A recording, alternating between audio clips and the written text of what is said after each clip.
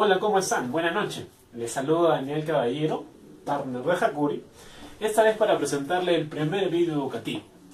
En este proceso de hacer empresa, una primera interrogante que salta es ¿bajo qué tipo o bajo qué forma de negocio voy a optar o voy a elegir? Vamos a hacer un repaso, como ustedes pueden chequear aquí en la pizarra, las múltiples opciones que ustedes tendrán a elegir a efectos de poner en marcha su negocio.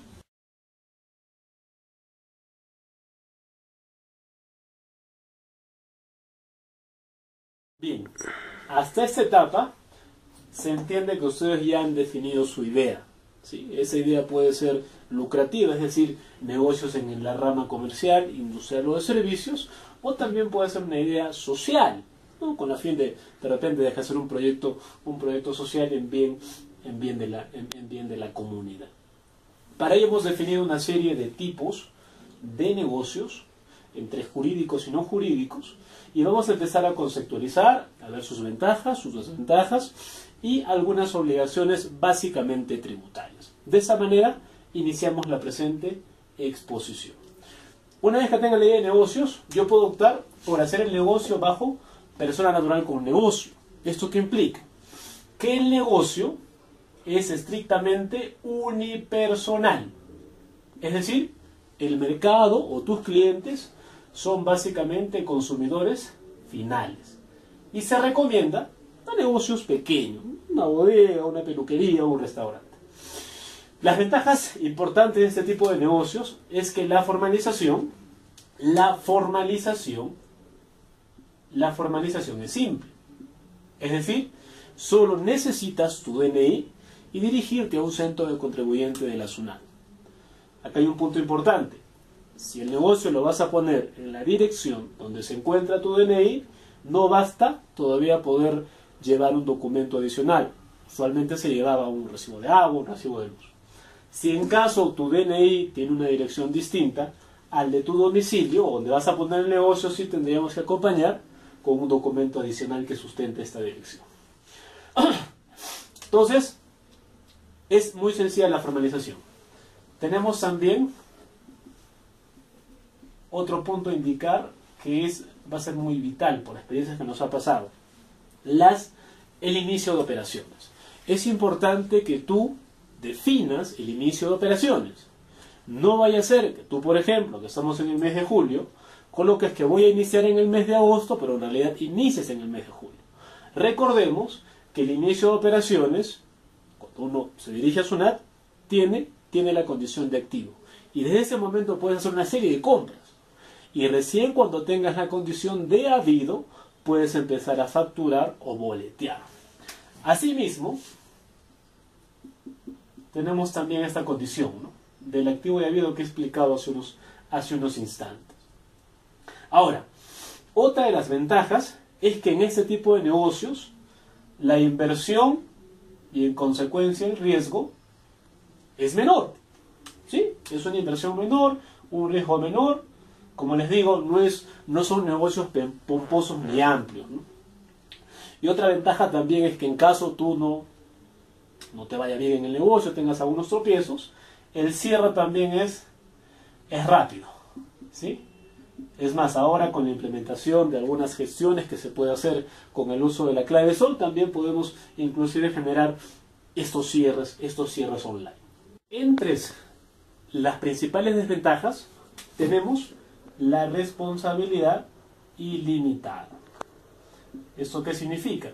Si tú haces el negocio bajo esta forma, las deudas que puedas tú acumular o tener, no solamente la vas a compensar con el capital inicial, sino con tu propio patrimonio. Si tuvieras un terreno, es más probable que también otros activos sean embargados. Por ahí parte un poquito la desventaja. Además también tenemos una desventaja en el acceso al crédito. Hay muchas entidades financieras que se evitan justamente por no tener un asunto, un sostén jurídico, en no otorgar con facilidad un crédito. Y finalmente también tenemos el capital limitado, ¿no? Como les mencioné, cada quien va a iniciar con un capital, pero ese capital no está sujeto a ciertas oportunidades para de repente otros inversionistas, es decir, va a quedar como que estancado, ¿sí? Ahora, en este tipo de negocios también pueden emitir cualquier tipo de comprobante, ¿sí? Cualquier tipo de comprobante, salvo que se sujete al nuevo RUS, donde solamente podrá emitir boleta de venta y los tickets que finalmente no van a dar derecho como costo o gasto tributario. Pero si están en el régimen especial, si están en el régimen MIPE tributario o están en el régimen general del impuesto a la renta, pueden emitir cualquier comprobante de pago. Los libros contables, nosotros recomendamos que sí se lleve, ¿sí? Por más que no estés de repente obligado, como es en el caso de RUF, recomendamos que sí lo hagas para efectos de control y decisión. Y en el caso de la declaración tributaria también, pagan IGB, pagan renta. Bien, ahora vamos a pasar a la segunda opción.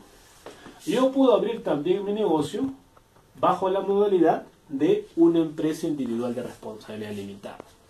Esta empresa es una personería jurídica,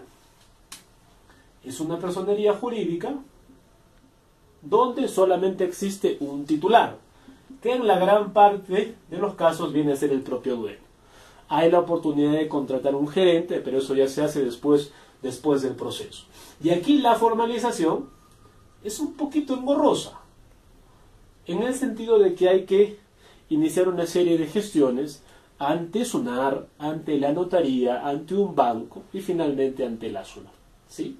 Para eso se recomienda definir 4 puntos importantes. Primero, tu razón social.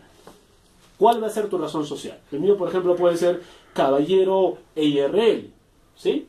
Otro, el objeto social, es decir, ¿a qué te vas a dedicar? ¿Cuál va a ser tu giro del negocio? Aquí también tenemos el aporte. Y aquí quiero hacer un paréntesis. En el aporte tenemos dos opciones. Que sea un aporte dinerario, ¿sí? O que sea un aporte no dinerario. Si es un aporte dinerario, no hay ningún problema. Parte del proceso de constitución aquí es asistirte en una entidad financiera con un capital. Dicho sea de paso, aquí no hay un capital mínimo. Y abrir una especie de una cuenta puente, ¿no? Para efectos de poder cumplir con un requerimiento de notaría. Ahora, ¿qué pasaría si es que el aporte sería no dinerario? Es importante aquí. Tendrían que contratar los servicios de un contador público colegiado, que hará el trabajo de valorizar los bienes que ustedes tienen y darle el sostén profesional. Y finalmente también tienes que definir tu domicilio, la dirección de tu domicilio, ¿no?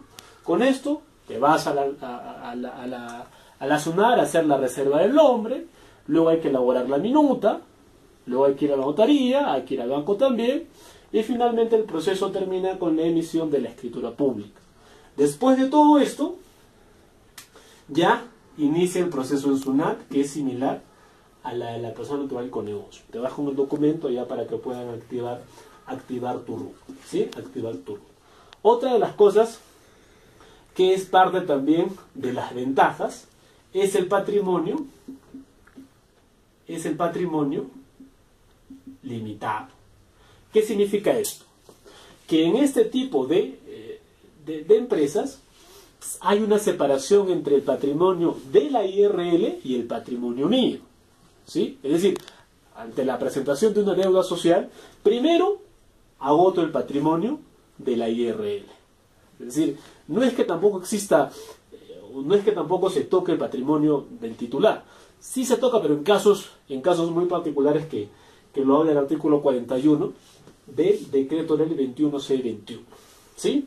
Otro de los puntos también importantes dentro de las ventajas de la IRL es que el acceso al crédito, ¿sí?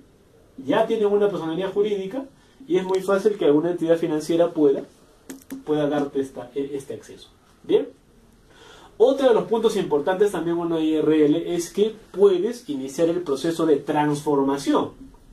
Es decir, si tú de repente has encontrado un amigo, una amiga, un socio, una socia, puedes transformarte a una sociedad. Estamos viendo, por ejemplo, una SA o una SRE. Otra, ya yendo al punto de las desventajas, de una IRL es que el proceso de disolución o liquidación puede ser engorroso, ¿no? Puede ser engorroso en caso tú decidas declararte en quiebra, por ejemplo. Entonces, estas son las bondades de la IRL. En cuanto a los comprobantes, ellos sí pueden emitir cualquier tipo de comprobante. Todo comprobante de pago. Los libros contables también pueden llevar todos los libros contables de acuerdo a su nivel de ingresos. Y en cuanto a las declaraciones, ellos sí pagan IGB y también pagan renta. Ok, seguimos. Entramos ahora al grupo societario, la que emana de la ley 26.887, la Ley General de Sociedades. Aquí tenemos un grupo de empresas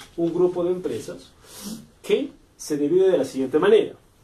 Tenemos la sociedad anónima, que puede ser la sociedad anónima propiamente dicha, la sociedad anónima abierta y la sociedad anónima cerrada. También tenemos las sociedades colectivas, las sociedades en comandita, la sociedad de responsabilidad limitada y las sociedades civiles de responsabilidad limitada. Básicamente vamos a incidir en dos cosas: en la sociedad anónima cerrada y la sociedad de responsabilidad limitada. No sin antes comentarles lo siguiente. En la sociedad anónima propiamente dicha, en la sociedad anónima abierta, las acciones son de derecho público. ¿Esto qué significa? Que tú puedes adquirir acciones de estas empresas. Un típico caso está las bolsas de valores, por ejemplo. Tú puedes comprar acciones de una minería, de una financiera, de una empresa en el rubro de telecomunicaciones. ¿Sí? Puedes adquirir ese derecho público. Lo que no sucede con la sociedad anónima cerrada. Vamos a empezar a ver las diferencias a continuación. En una sociedad anónima cerrada, los aportes que hacen los socios se les llama acciones. ¿Sí? Se les llama acciones. En el caso de una SRL, igual, esos aportes se les llama participaciones. Participaciones. Un punto importante aquí es que estas participaciones tienen que ser iguales. Es decir, si hay 4 socios, 25% para cada uno de ellos. Es decir, aquí no hay preferencia, si queremos llamarlo de algún modo. En el caso de una SAP, sí, pueden haber accionistas o pueden haber socios que puedan aportar más y otros que puedan aportar menos. Un punto también interesante aquí es que cuando hay una transmisión de acciones, como es una sociedad cerrada, no hay necesidad todavía de ir a registros públicos para hacer para regularizar esa situación, sino que basta con hacerlo en el libro de matrícula de acciones, cualquier tipo de variación en la parte societaria. En el caso de la SRL sí, hay que ir todavía a SUNAT a regularizar algún tipo de transmisión de acciones. Otra de las diferencias es el asunto del directorio. En una SAT, ellos pueden acceder o pueden tener un directorio, dependiendo del número de socios que sean. De hecho, sea de paso, en ambas empresas hay una mínima cantidad de socios de 2 y un máximo de 20. Lo que no sucede en la SRL, no tienen un directorio, ¿no? Son ellos mismos a través de una junta que desarrollan sus actividades. Y otro punto obligatorio también es que en el caso de la SAT hay una reserva legal obligatoria. Sí o sí, una vez que se presente el balance o los estados financieros de la empresa, hay que aperturar una reserva legal equivalente al 10%. En el caso de una SRL, no. La reserva legal es voluntaria, ¿no? Y usualmente no lo hace. ¿Okay? Entonces, hemos también visto una personalidad jurídica, que es una buena opción también para ustedes, que va dedicada, que si bien es cierto, a medianas o grandes empresas, también es un buen negocio para iniciar. Comprobantes de pago por aquí, emiten todos los comprobantes de pago. Libros contables, también de acuerdo al nivel de ingresos. Declaraciones, también pagan IGB y también pagan o hacen pagos a cuenta del impuesto a la renta y finalmente la renta. Bien, también tenemos otra opción de hacer empresa, pero esta vez ya hablando de asociatividad o vinculación para un fin común. Y no es otra cosa que las sociedades irregulares, que también tienen su fundamento en la Ley General de Sociedades del artículo 423 en adelante. Estas sociedades irregulares son contratos asociativos, ¿sí? Son contratos asociativos, o también se les llama de colaboración empresarial, porque pueden trabajar mancomunadamente un negocio natural con otro natural, un natural con una jurídica o dos jurídicos, ¿no? Entonces, una de las características importantes en esta sociedad es que la responsabilidad es ilimitada. Es ilimitada, ¿no? Volvemos al mismo caso de que ante la presencia de una deuda social, ellos como empresas distintas, empresas separadas, cada quien asume esa responsabilidad, ¿ok? Además también, cuando ellos ya van a empezar a operar, la operación no lo hace lo mismo que una persona jurídica, es decir, que tienen que llevar todavía su testimonio, su escritura pública a SUNAT. No, ellos simplemente lo que hacen son contratos escritos, ¿no? Donde se determinan algunas cláusulas, obviamente los contratantes, los fines y aspectos importantes, ¿no?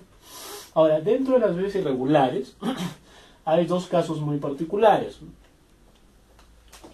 Los consorcios y también tenemos los joint venture, ¿no? Los joint venture. Vamos a ver una serie de ventajas y desventajas o diferencias entre uno y otro. Por ejemplo, los consorcios, ellos no tienen personalidad jurídica, ¿ok? No tienen una personalidad jurídica. En el caso del joint venture, pueden no tener, pero también las partes vinculantes pueden decidir formar una nueva sociedad, ¿ok? En el caso de los consorcios, el tiempo no debe exceder a 3 años, y en el caso del otro, puede ser temporal o también puede ser permanente. Un punto muy esencial aquí es el llevado de la contabilidad independiente.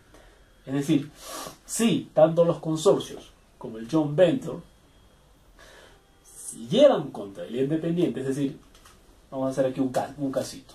Tenemos aquí una empresa A, tenemos aquí una empresa B. Si ellos llevan una contabilidad independiente, que sería la contabilidad del consorcio o un joint venture, si llevan una contabilidad independiente, ellos tendrán que pagar tanto IGB como renta, ¿sí? Y finalmente, una diferencia también importante es la independencia con que cuenta cada parte integrante de este contrato. En cuanto a los comprobantes de pago, ellos emiten comprobantes de pago, como cualquier persona jurídica, también tienen sus libros y también realizan las declaraciones tributarias pagando IGB y renta, siempre y cuando lleven contabilidad independiente. Finalmente, tenemos otra opción, y esto ya va básicamente para los negocios sociales y o ambientales, ¿no? Tenemos los entes o las entidades sin fines de lucro. A diferencia de las personas jurídicas, o todo lo que hemos visto aquí, se persigue un fin lucrativo. En este caso no hay ánimo, en otras palabras, no se lucra, ¿sí? No se lucra. Entre las principales entidades sin fines de lucro tenemos a las asociaciones, pueden ser deportivas, culturales, etc. Tenemos a las fundaciones, por ejemplo, fundaciones de grandes empresas que tenemos en el Perú, y también tenemos a los comités, o también hay cooperativas, ¿no? Recordemos que las cooperativas, cuando no tienen ánimo de lucro, se encuentran en ese grupo, y cuando sí lo tienen, estarían como una persona jurídica, ¿okay? Entonces, un punto importante en este tipo vamos a llamarlo de proyectos o de negocios sociales, es que ellos están exonerados del impuesto a la renta. Y según norma, hasta el 31 de diciembre del año 2018. Para hacer uso de esa exoneración tienen que hacer un registro un registro de empresas ante SUNAT. ¿Okay? Hay también todo un flujo de requisitos. Ellos tienen mucha diferencia de esa estructura que hemos visto anteriormente. Por ejemplo, ellos sí emiten comprobantes. Emiten comprobantes. Es más, pueden ellos también solicitar la autorización para emitir comprobantes que no den derecho a costo o gasto para efectos tributarios. ¿Ya? Los libros contables también lo llevan, de acuerdo al nivel de ingresos. Básicamente todos aquellos que inician y que sus ingresos, por ejemplo, no son superiores a 150 UIT, llevarán un registro de compras, un registro de ventas y un libro de formato simplificado, que ya será materia de otra exposición, ¿no? Asimismo, también ellos no hacen declaraciones mensuales, ¿sí? Ellos no hacen declaraciones mensuales, pero sí hacen una declaración jurada anual. ¿Okay? Una declaración jurada anual. Entonces, son algunas formalidades que ustedes que hemos tenido bien poder explicarles. Entonces, ya tienen un panorama genérico de qué tipo de empresas elegir. Queremos agradecer por estar atento a este video educativo y también pedirles que si tienen algún tipo de duda, algún tipo de repente de sugerencia o comentarios, lo hagan aquí en esta parte que ya va a salir. Y también lo invitamos a nuestro siguiente vídeo, que va a ser sobre los regímenes tributarios. ¿Sí? Estén atentos y una vez más, a nombre de la empresa Hakuri, les agradecemos esta oportunidad de poder tener este contacto con ustedes. Que tengan un bonito día y muchas bendiciones.